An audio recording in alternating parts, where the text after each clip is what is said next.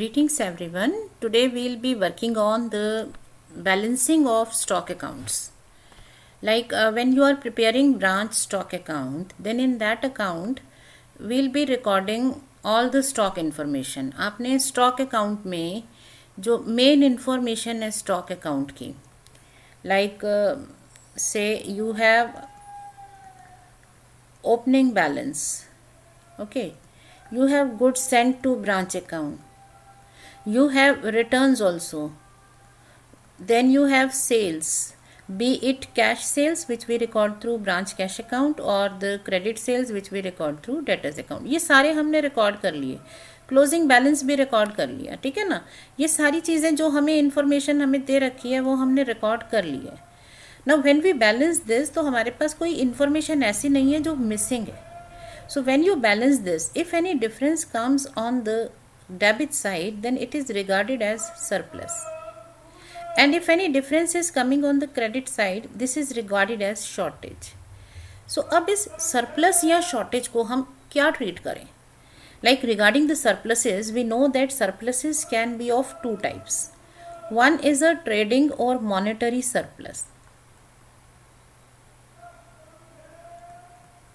which arises because we are able to make sales above invoice price, right? You prepare this account at invoice price. Now every information is at invoice price, okay, except for the sales which are at selling price. So अगर आपका selling price ज़्यादा है तो credit side का total ज़्यादा आ जाएगा, difference यहाँ debit में आएगा. So one reason can be कि हमारा जो सेलिंग प्राइस ज़्यादा था तो हमें मॉनेटरी सरप्लस हो गया, जिसे हम एपरेंट प्रॉफिट भी कहते हैं, जो कई बार क्वेश्चन में नज़र आता है ना. वो हम कैलकुलेट भी कर लेते हैं. यहाँ हम बात करें कि या तो ये डिफरेंस मॉनेटरी है या ये डिफरेंस क्या है, स्टॉक सरप्लस. स्टॉक सरप्लस का मतलब होता है कि आपके स्टॉक में इंक्रीज हुई है. बट स्टॉक में कैसे इंक्रीज हो सकती है? Suppose you are dealing in readymade garments. So आपके स्टॉक में 100 शर्ट्स पड़ी थी. After some time you go there and you check, यहाँ तो 110 हो गई हैं. Is it possible? It's not possible, isn't it? तो जो यहाँ पर सरप्लस आता है ना, इसमें स्टॉक में इंक्रीज होना इज नॉट पॉसिबल. ये सिर्फ एक ही केस में होगा जब आप एग्रीकल्चरल प्रोड्यूस की बात कर रहे हैं, वो भी जो फील्ड्स में है, जो इंक्रीज हो रहा है नेचर की वजह से. अदरवाइज हमारा कभी भी स्टॉक नहीं बढ़ सकता. So if any difference is coming here, we should always treat it as a monetary surplus, और इसे हमें एडजस्टमेंट अकाउंट में ट्रांसफर कर देना चाहिए, ठीक है. तो नेचुरल पाथ क्या होगा, अगर डिफरेंस आपका डेबिट साइड में आ रहा है, देन नेचुरल ये है कि इसे आप मॉनेटरी सरप्लस मानो और इसे एडजस्टमेंट अकाउंट में सीधे क्लोज कर दो. दूसरा ऑप्शन बहुत रेयरिटी होगा, और वो तभी करेंगे जब हमारे क्वेश्चन में कुछ ऐसी इंफॉर्मेशन है. Now coming to shortage. अब अगर डिफरेंस आपका क्रेडिट साइड में आता है तो इसका मतलब है स्टॉक में कमी हो गई, स्टॉक शॉर्ट हो गया. इसके भी तीन रीज़न होते हैं. एक ये है कि you are giving allowances of the selling price. आप सेलिंग प्राइस में अलाउंस देते हो, इतना अलाउंस दे देते हो, इतना डिस्काउंट दे देते हो कि आप इनवॉइस से भी कम पे चले जाते हो. मान लो आपके गुड्स इनवॉइस किए जा रहे हैं 150 पे, आप सेल करने पे डिस्काउंट दे के 140 पे सेल करते हो. तो एक ये रीज़न हो सकता है ना कि आपके डेबिट साइड का टोटल ज़्यादा होगा, क्रेडिट का कम होगा. सो यहाँ डिफरेंस आ जाएगा, शॉर्टेज आ जाएगी. तो एक हो जाता है allowances. Now consider, is a branch allowed to make such discounts? क्या आप अपनी ब्रांच को, डिपेंडेंट ब्रांच को ये राइट देते हो कि वो इनवॉइस प्राइस से कम पे बेच दे? उन्हें तो पता ही नहीं कॉस्ट कितनी है, आप इनवॉइस कर रहे हो और आप उनको इंस्ट्रक्शंस देते हो कि sell them at invoice price और हायर, है ना. तो it's not possible. Branch manager को ये राइट ही नहीं मिलता है कि वो अलाउंसेस को विदाउट हेड ऑफिस परमिशन दे. सो अगर कोई ऐसे अलाउंसेस हैं तो वो तो हमें क्वेश्चन बताएगा. सो वी कैनॉट एज्यूम कि ये अलाउंस है. ये मॉनेटरी लॉस नहीं हो सकता कि हमने कम पे सेल की. This is not possible in case of dependent branches. अच्छा, अब दूसरा क्या हो सकता है कि स्टॉक का लॉस हो गया.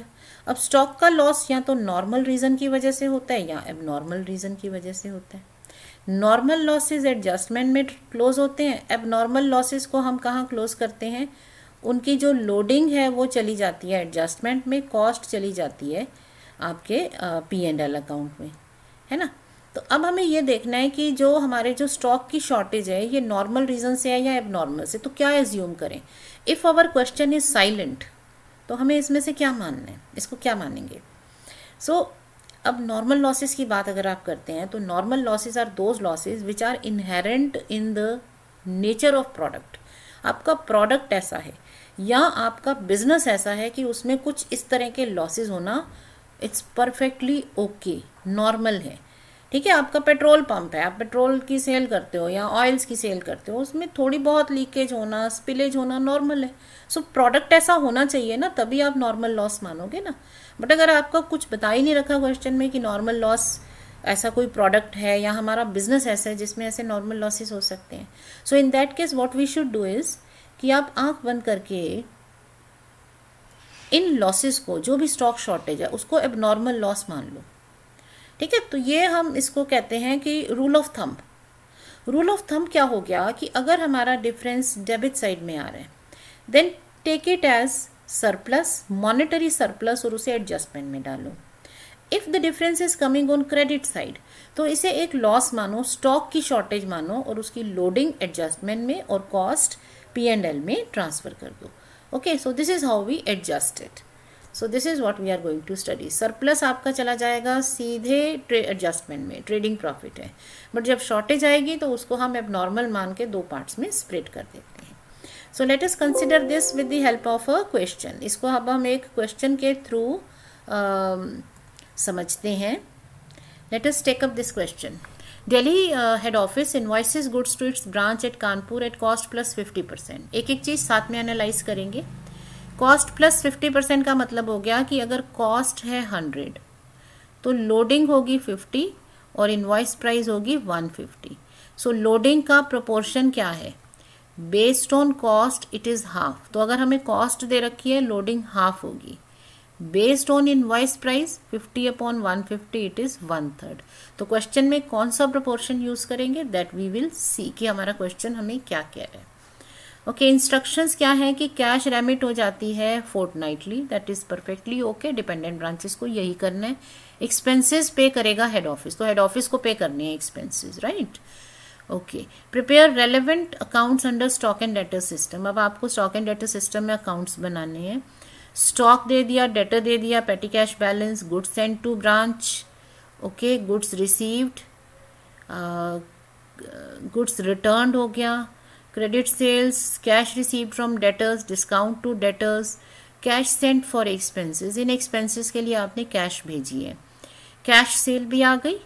पेटी कैश का बैलेंस है, डेटर का बैलेंस नहीं गिवन है, it means we should prepare branch debtor account also. Although you know ये जो क्वेश्चन कह रहा है ना कि रेलेवेंट अकाउंट्स बनाओ, prepare relevant accounts under stock and debtor system. तो रेलेवेंट अकाउंट्स में we just have stock account of branch, branch P&L account and branch adjustment account. ये 3 अकाउंट होते हैं, स्टॉक, एडजस्टमेंट एंड P&L। ठीक है, but debtor account इसमें बनाएंगे because ये क्वेश्चन मार्क दे रहा है, that means we need to make it.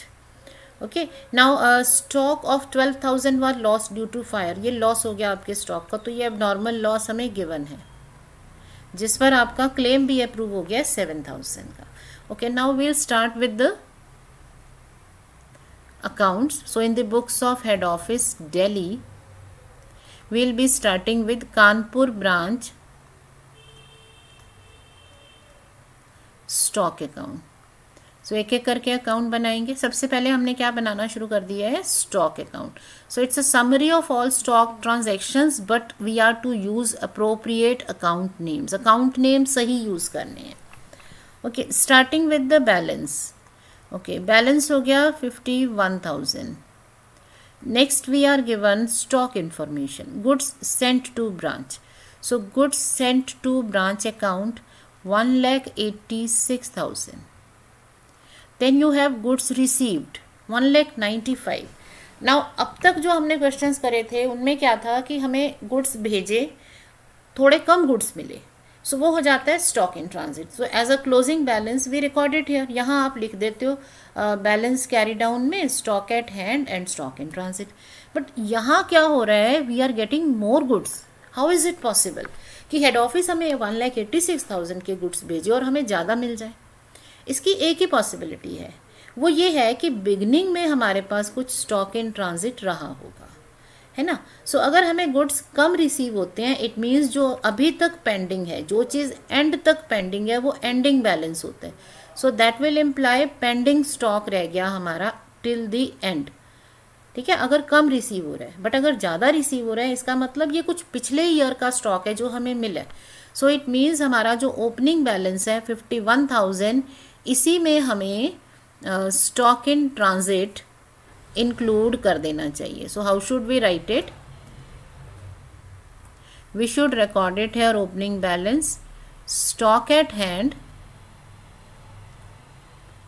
51,000, stock in transit 9,000, so total stock हो गया 60,000 का। Okay, goods send to branch account कितना है हमारा? 1,86,000। Okay, now goods return to head office, तो गुड्स रिटर्न हो गए, goods send to branch account returns, ये आ गए आपके 13,000 के, ठीक है। अच्छा, नेक्स्ट है क्रेडिट सेल्स। सो सारी स्टॉक की ट्रांजैक्शंस पिक करनी है। सो क्रेडिट सेल हो गई branch debtors account, credit sale 86,000। Next है cash received from debtors discount, cash sent, cash sales. Okay, तो कैश सेल्स भी आ जाएंगी यहाँ पर, branch cash account cash sales, stock at end 54,000, ये भी आ गया 54,000। Okay, now we can balance this account, right. क्या रह गया इसमें? We are left with loss of stock. So जो लॉस है एबनॉर्मल रीजन से, उसे हम कहाँ लिखते हैं? एडजस्टमेंट अकाउंट में लोडिंग और P&L अकाउंट में कॉस्ट। सो लोडिंग का प्रोपोर्शन कितना है? 1/3। We have already calculated, proportion हमने शुरू में ही लिख लिए थे, ये देखो लोडिंग है 1/3 ऑफ इनवॉइस प्राइस, सो 4,000।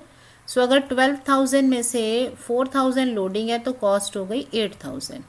या हम ये भी कह सकते हैं कि टोटल जो कंपोनेंट है उसमें से 1/3 अगर लोडिंग है तो कॉस्ट तो 2/3 ही हुई ना, ऐसे भी सॉल्व कर सकते हैं। So now you can measure the difference. Okay, अब टोटल कर लेते हैं, हमारे पास कितना आ गया?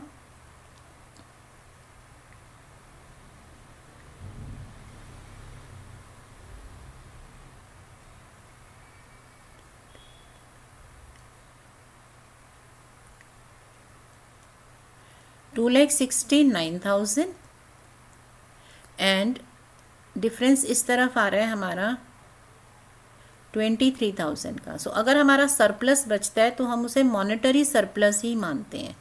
ओके, सो ये ब्रांच एडजस्टमेंट अकाउंट में चला जाएगा एज अ मॉनेटरी सरप्लस, ये स्टॉक का सरप्लस नहीं माना जाता, ठीक है ना। दिस वी हैव अंडरस्टूड अभी कि अगर लॉस होता है तो अब नॉर्मल माना जाता है, गेन होता है तो मॉनेटरी माना जाता है। Now we'll take up Kanpur branch adjustment account.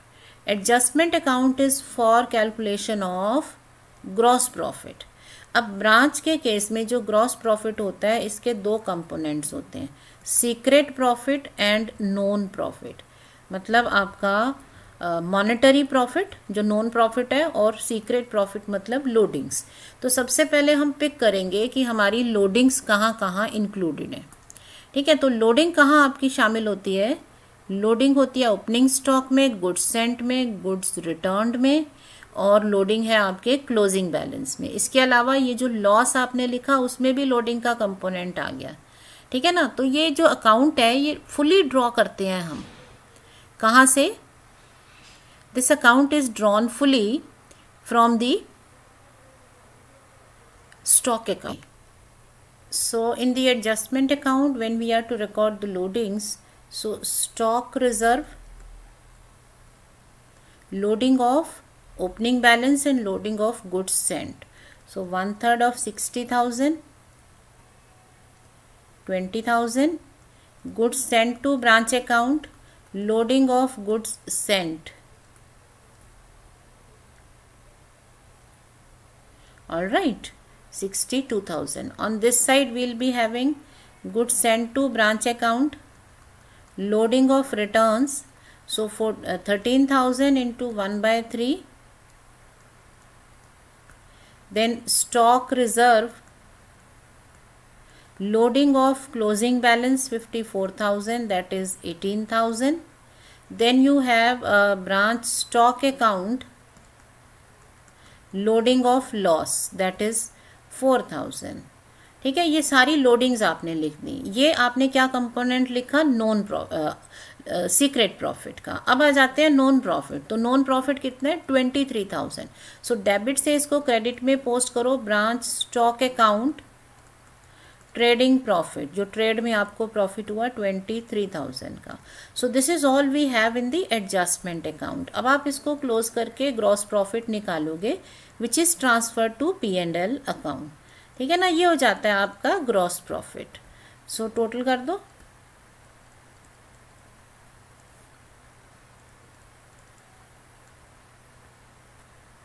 So now calculating gross profit which is just the balancing figure of this account. So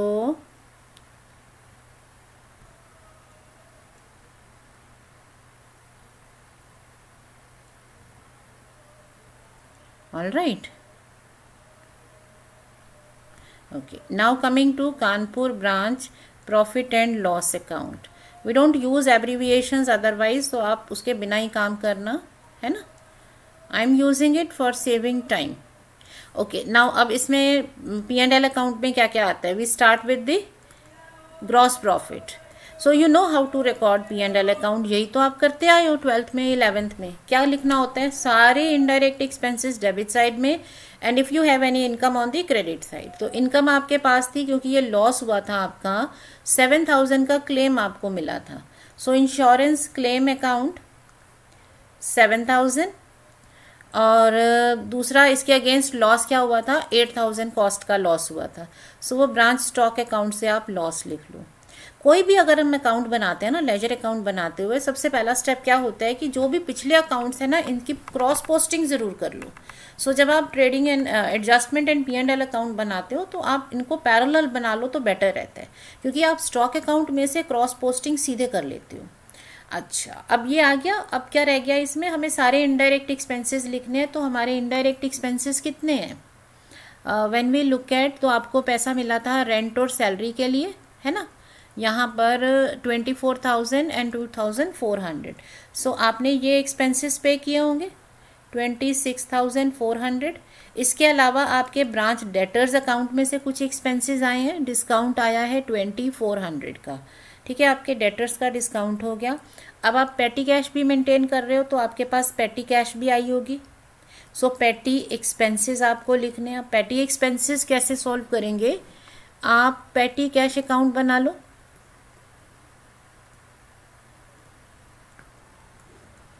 तो बैलेंस ब्रॉट डाउन है 100, पैसा मिला 1000 और क्लोजिंग बैलेंस है 1000. बैलेंस भी 1000 है.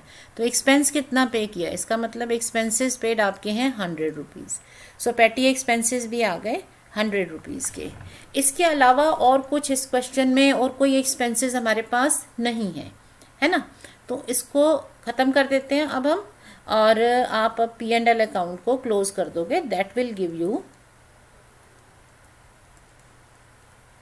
Net profit.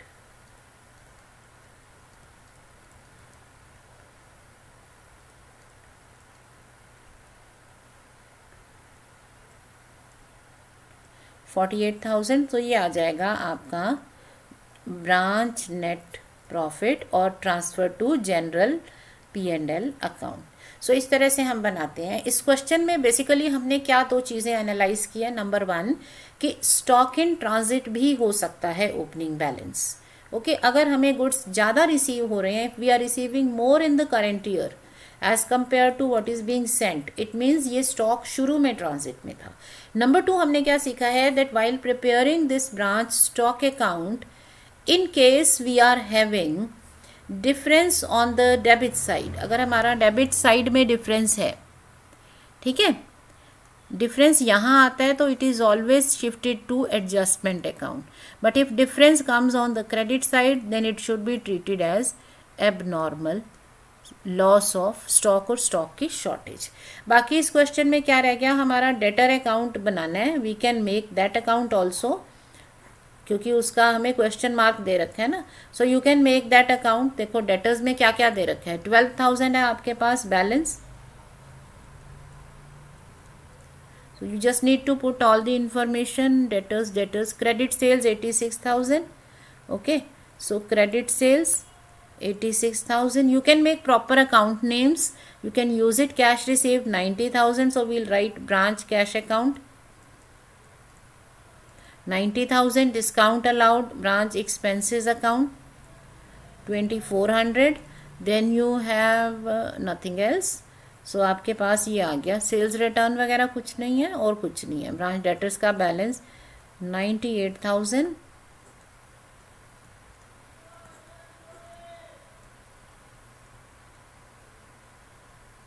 सो ये इसका बैलेंस कैरी डाउन आ जाएगा। So you can make this account. Otherwise आपके जो रेलेवेंट अकाउंट्स हैं वो हैं यही 3 अकाउंट्स फॉर कैलकुलेटिंग प्रॉफिट्स। इन तीनों को हम बनाते हैं।